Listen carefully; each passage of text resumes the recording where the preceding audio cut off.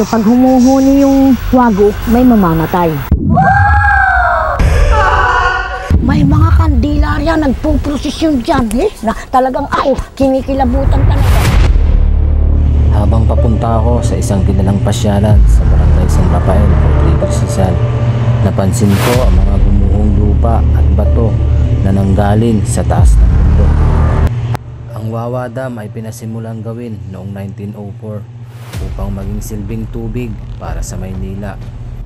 At dito rin ang naging sentro ng bakbakan ng mga grupong Amerikanong sundalo at grupong sundalo ng mga Hapon noong World War II. Samahan nyo kaming tuklasin at ipakita sa inyo ang itsura ng Wawa Dam ngayon.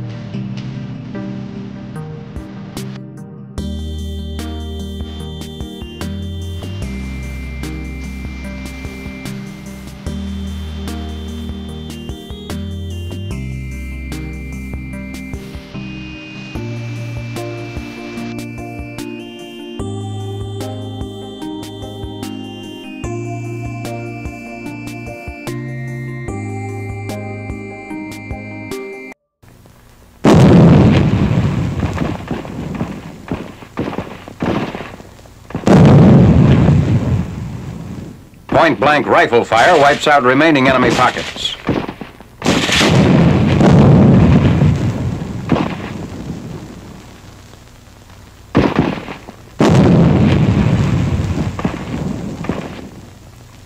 A captured Jap 90mm mortar is removed from a cave.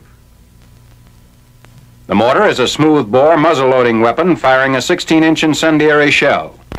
A 150mm mortar is another weapon captured by our troops. This is also a smooth-bore muzzle-loading weapon. Airstrike in the vicinity of Ipoh Dam east of Manila. Thunderbolts, Lightnings, and Mustangs of the 5th Air Force pound Jap defenses in the vital Manila watershed. Medyo hirap na lang dahil na sa kalagayan natin sa pagbibideo.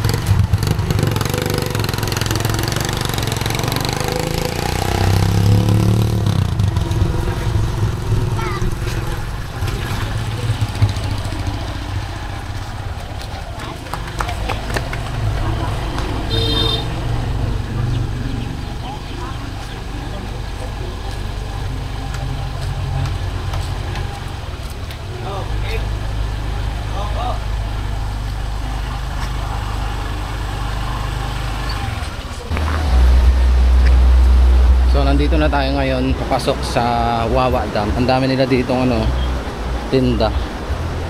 Mga banana chips, guys. Ayan, banana chips. So napakalakas ng agos ng tubig. Gusto ko sanang bumaba, baka agusin tayo. Delikado. May baon tayo dito. Mogo-mogo.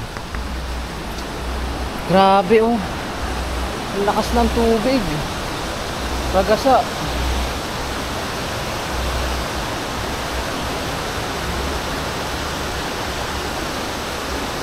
Nagasa ang tubig ngayon.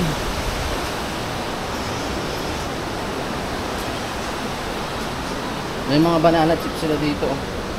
Sarap. So yun guys, papasok na tayo dito sa mismong Pinakawawa Dam. At kung makikita nyo, merong ginawang tunnel dito. Ito yung tunnel, oh. Tingnan nyo. Napakagandang tunnel na pagkakagawa. 1908. Tingnan nyo, 1908. Biruin nyo, no? Ang tagal ng ginawa yan, 1908. Tsaka meron siyang bakal dito. Hindi mo talaga siya mapapasok. Ang galing. Ang galing ng pagkakagawan tunnel yan. Pailalim yan ang papasok dun. Grabe. Andun yung kuweba. Andun makikita natin. Nakikita nyo yung hanging bridge na yon. Diyan yung papasok sa Pamitinan Cave. Yan. So patuloy tayo. Papasok na tayo. Makikita natin yung galit na Wawa Dam. First time natin mag-explore na ganito yung sitwasyon ng lugar o panahon. Diba? Ang galing.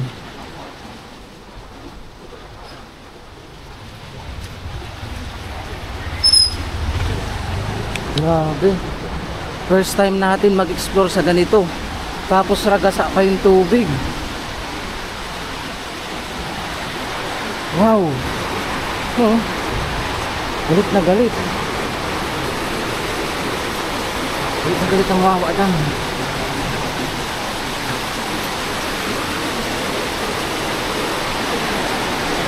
Grabe.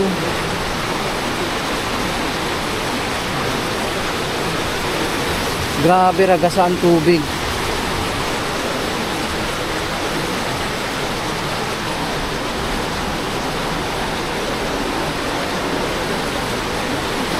May ano pala dito, paalala sa mga bumibisita, panatilihin department. Grabe. Impact ng tubig.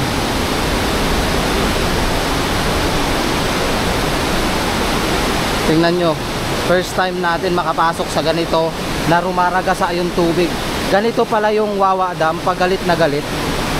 Grabe oh. Hanggang doon papasok.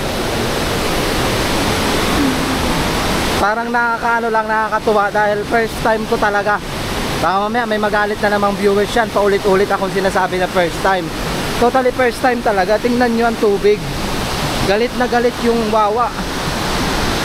Ito yung lugar na maraming namamatay at nalulunod rin taon-taon. Kasi mismo binalita na rin to eh. Naitampok na rin to ni Eigelman, itong Wawa Dam. Wow. Nakakatakot. Umano. Galit na galit ang Wawa. Ayun yung kuweba oh.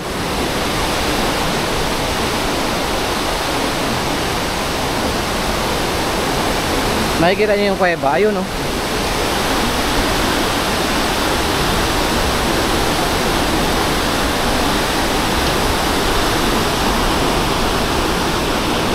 Parang ayaw ko nang tumuloy kasi galit na galit yung ilog.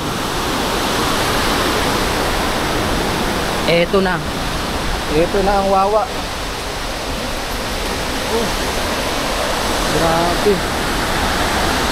Pag nandito ka makikita mo talaga yung tubig na bumabagsak. Makikita mo dito anod na anod talaga.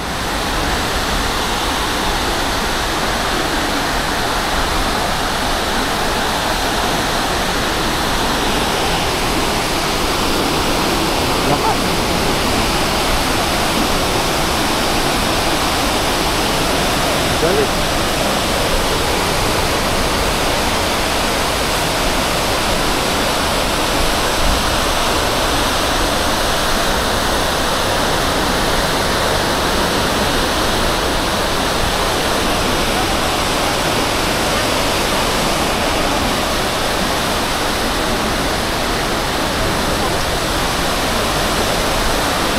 Nakakatakot pala dito pag bagyo kasi talagang aanudin ka.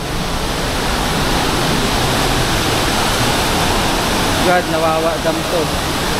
Grabe.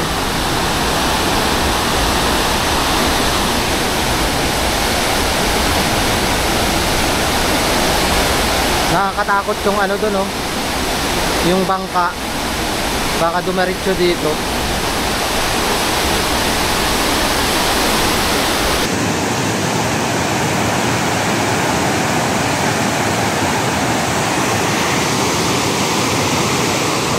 Dito yung may puting babae na humihila daw, guys. Yan sa wawa na yan. Kaya napakadelikado rin eh.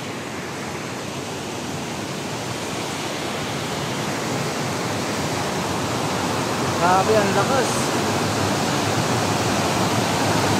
Galit na galit talaga.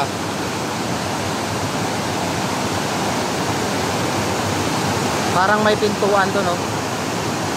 Parang may pintuan. Galit na galit.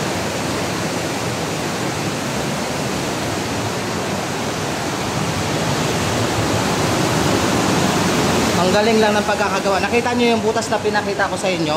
Hanggang dito yung butas nun. Papunta dito sa may tunnel dito sa kabila. Yan. Parang aano din tayo.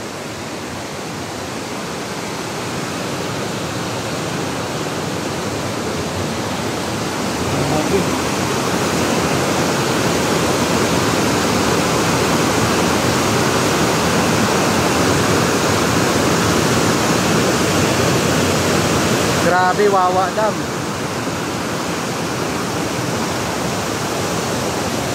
Ito yung bahay na ginawa noon pa, oh. Napakaganda. Ah, malalim. Malalim pala dyan. Parang baha.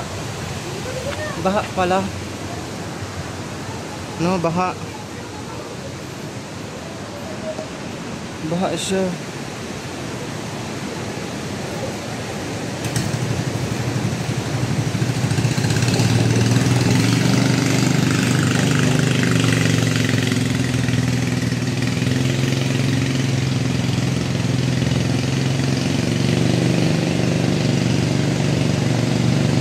Grabe ba?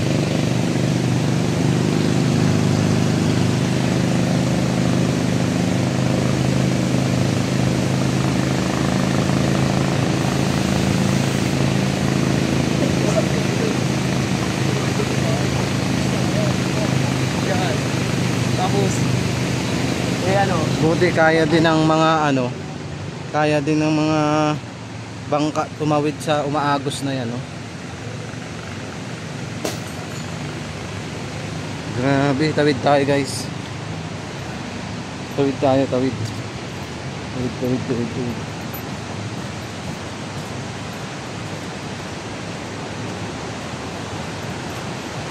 Tingnan niyo yung paligid, oh. Nature na nature, tsaka parang may mga nakatingin dito.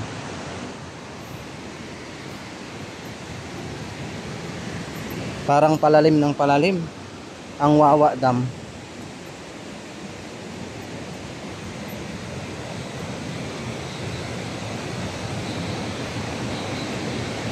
Parang nagsisilikas sila. Grabe.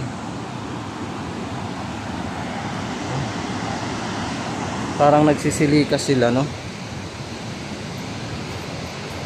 Kasi palalim na. Delikado.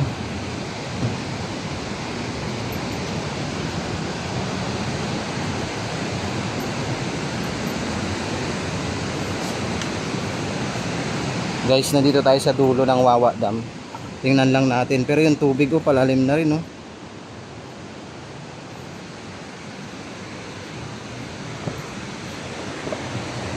Grabe.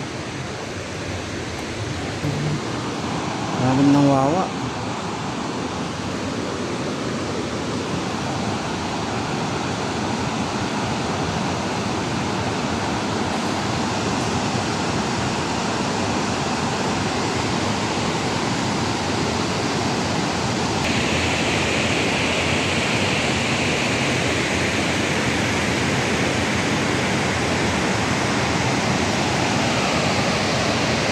So, pabalik na tayo, guys, kasi makikita nyo yung tubig, oh. Palalim. Delikado. Sasakay sana ako ng bangka, kaso nung makita ko yung tubig, baka naman sa lakas ng impact ng tubig, ano din ako papunta dyan sa Wawa. Ay, wag na. Wag na, wag na. Delikado. Kasi palalim talaga yung tubig, oh. Palalim.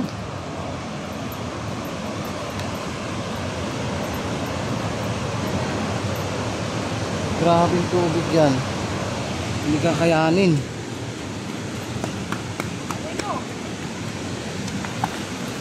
Pero marami pa rin mga taga rito na umuuwi.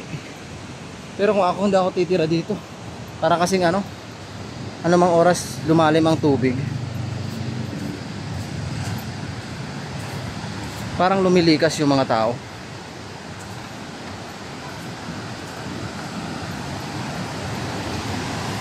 Ayun, no? Tingnan natin. Parang lumilikas sila.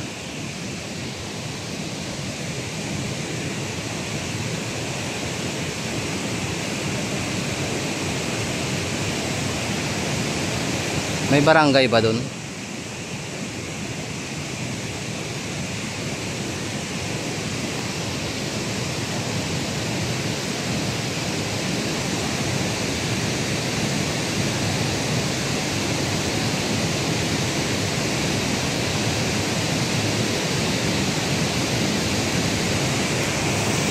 Tingnan nyo guys, parang palalim yung tubig.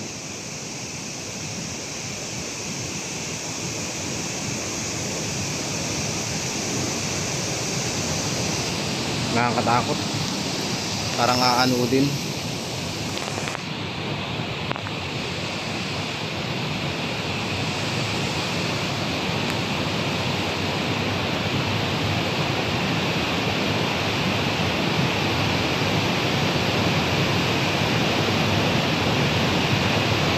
Ayun.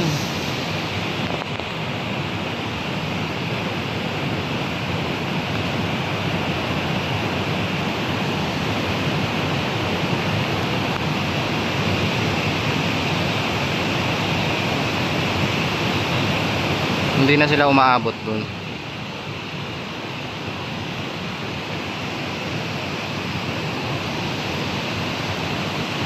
Hintayin natin makaalis. Grabe, no? Kung taong 1909 itinayo itong na to, dam na to, ibig sabihin napakatibay.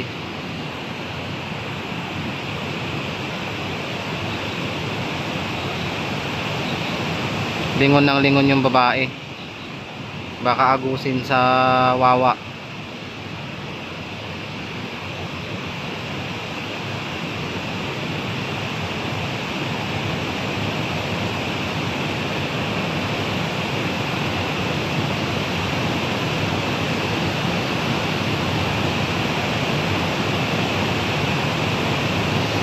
Hintayin natin makaalis. Tingnan natin. Nakakatakot lang kasi yan dyan, oh. Lalamunin ka talaga yan dyan pababa.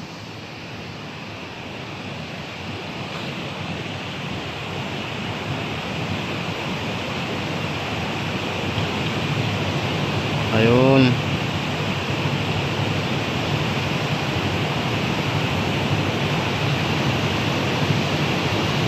So tara na. Tingnan yung pagkakagawa ko. Parang may tao dito. Papalit na tayo guys. Ito, tingnan nyo. Kumikisap-kisap dito. Parang may tao.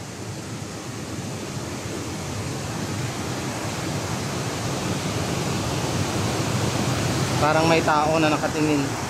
Parang may nakamasid dyan sa bahay na yan.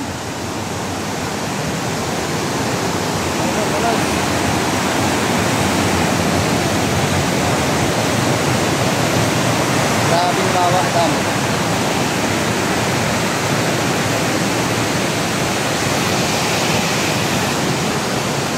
So ayan guys, pauwi na tayo. Saglit lang tayo dito sa Wawa Dam. Nakakatakot, baka rumagasa yung tubig.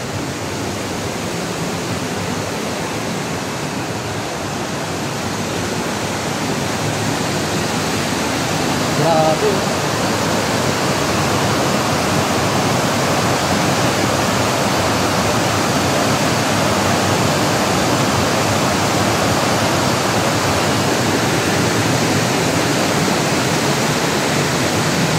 na tayo.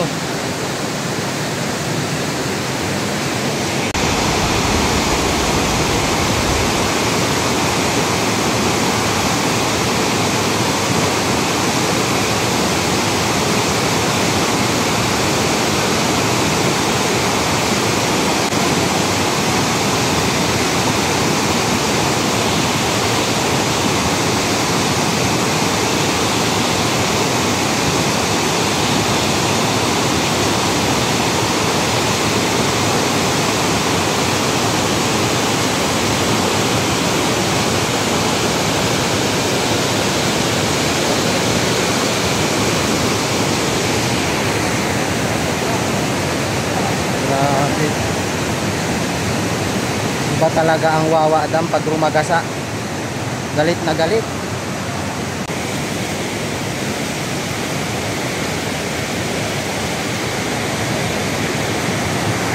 Oh?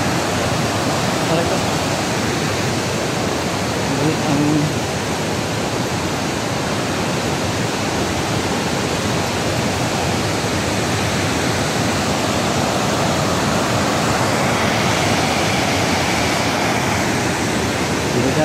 Delikado.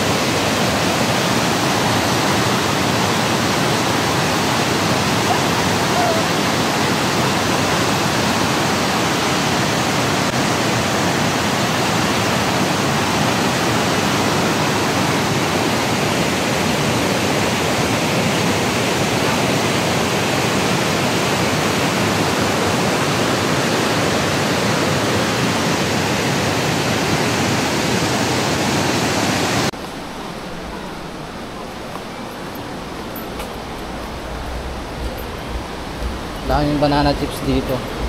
Pwede tayong bumili.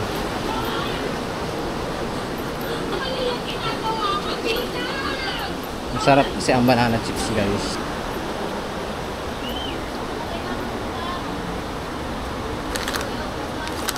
Pabili nga po. Homemade banana chips.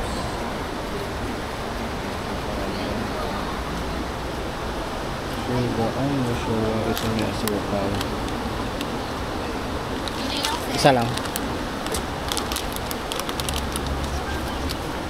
Banana chips and wakao.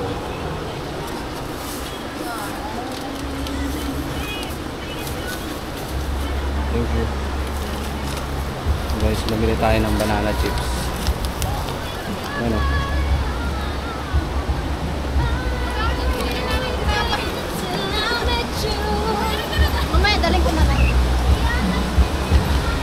So yun, nakabili tayo ng banana chips. Titigman natin mamaya kung masarap ang kanilang banana chips, guys.